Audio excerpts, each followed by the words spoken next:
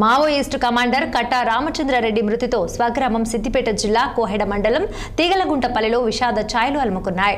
బంధువులు, గ్రామస్తులు రామచంద్రారెడ్డి ఇంటికి క్యూ కడుతున్నారు. ఆయన తల్లిదండ్రులను ఓదార్చుతున్నారు. సోమవారం జరిగిన ఛత్తీస్గఢ్ ఎన్కౌంటర్లో కట్టా రామచంద్రారెడ్డి అలియాస్ రాజు ప్రాణాలు కోల్పోయిన సంగతి తెలిసిందే. రామచంద్రారెడ్డి తల్లిదండ్రులు మల్లారెడ్డి వజ్రములు వృద్ధాప్యంలో ఉన్నారు. తల్లి తీవ్ర అనారోగ్యంతో 6 నెలల నుంచి మంచానికే పరిమితమైంది. రామచంద్రారెడ్డి మృతదేహాన్ని వెంటనే స్వగ్రామానికి పంపించాలని ఆయన సోదరుడు వెంకటరెడ్డి విజ్ఞప్తి చేశారు.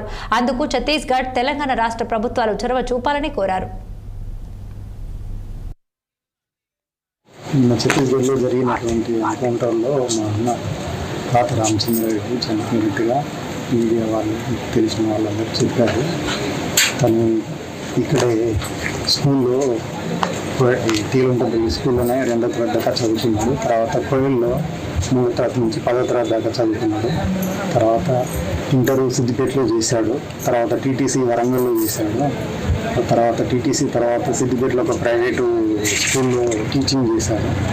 తర్వాత గవర్నమెంట్ కాలేజ్ వచ్చింది. ఫస్ట్ అపాయింట్మెంటు రామగుండం ఎన్టీపీసీ పక్కకు ప్రిన్సిపల్ పేట అని ఉండేది, అక్కడ చేశారు. ఆ నుంచి ఇప్పుడు వివేక్ వేడమండలం ఒక వర్కోల్ గ్రామంలో టీచింగ్ చేసుకుంటూ లాంగ్ టర్మ్కు లాంగ్ లీవ్ పెట్టేసి నేను ఎల్ఎల్ఎంకు వెళ్తున్నా, ఎల్ఎల్బి అప్పటికే చేశారు, ఎల్ఎల్ఎంకి వెళ్తున్నా ఔరంగాబాద్ అని చెప్పి వెళ్ళిపోయారు.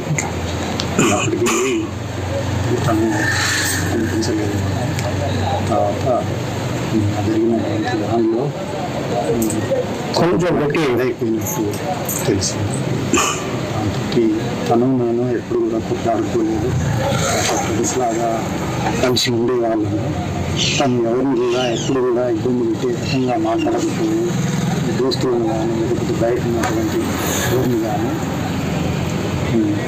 ఇప్పుడు అమ్మాయి బాధలేదు. నిన్నటి నుంచి మాట కూడా బంద్ అయిపోయింది. నాన్న కూడా ఓల్డేజ్. అది నన్ను చివరిసారిగా చూడడానికి వాళ్ళు చూస్తుంది, నేను కూడా చూస్తుంది. ఇక్కడ ఉన్నటువంటి కానీ లేదంటే అక్కడ ఉన్నటువంటి ఛత్తీస్గఢ్ గవర్నమెంట్ కానీ ఇక్కడ 2 గవర్నమెంట్ వాళ్ళు తొందరగా కనిపించే ఏర్పాట్లు చేయగలరని నేను కోరుకుంటున్నాను. వెంకటరెడ్డి ఛత్తీస్గఢ్లో జరిగినటువంటి ఎన్కౌంటర్లో మా అన్న